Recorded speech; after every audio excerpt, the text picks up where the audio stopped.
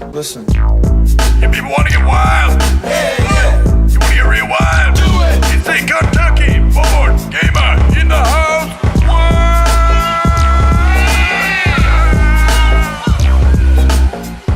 Now let's get out there and melt some faces. What's going on, everybody? Tim here, the Kentucky board gamer, and I have got Fire of Eilodon from Magic Meeple Games. It is a very fun dungeon delving crawling game for 1 to 6 players. It's so far one of my favorite solo games. It holds it up really well. You have campaigns. It's not easy, but it's not hard. They have difficulty levels, and even on beginner you can be challenged a little bit, but not enough to make you shy away from the game again. So one of the cool things about it is that it has this box, and this box looks like a Super Nintendo game, and it also has the 16 to 32-bit graphics on it. So we're going to open it up here, and it's just all kinds of little goodies in here. Now, basically what you do is you pick one of your difficulties. There's hard, and you go through the game, and as you play the game, you have different amounts of actions because you can pick all sorts of different little heroes here, and you'll move or explore or attack. It's essentially what you can do. You also have special abilities and things like that. However, when you're going through this, you're trying to find these little emblems here, and you've got red, green, and blue. I can't remember off the top of my head what they are called. The tokens of power. Okay, so there you go, tokens of power. And you also have cultists.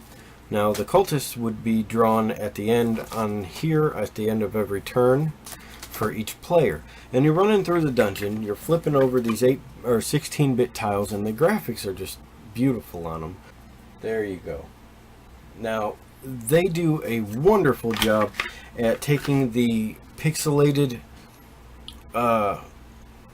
version of games, the genre of games, I guess you could almost call it, because there's so many, and they make it look great. They actually take it and do justice to the older games.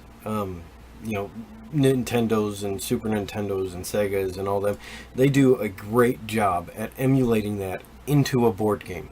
Their art pops, it flies off the pieces themselves, and it's just wonderful to look at.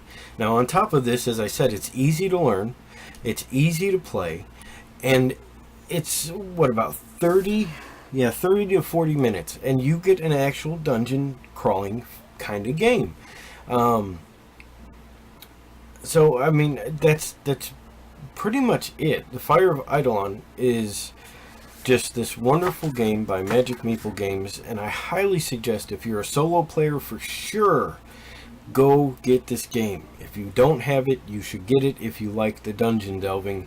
The 18 or 16 to 32-bit graphics on it.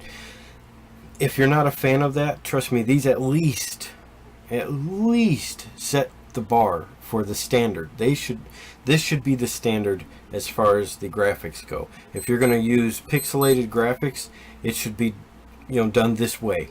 This is the best way so far. So anyway, guys, that is Fire of Eidolon, and it's from Magic Meeple Games.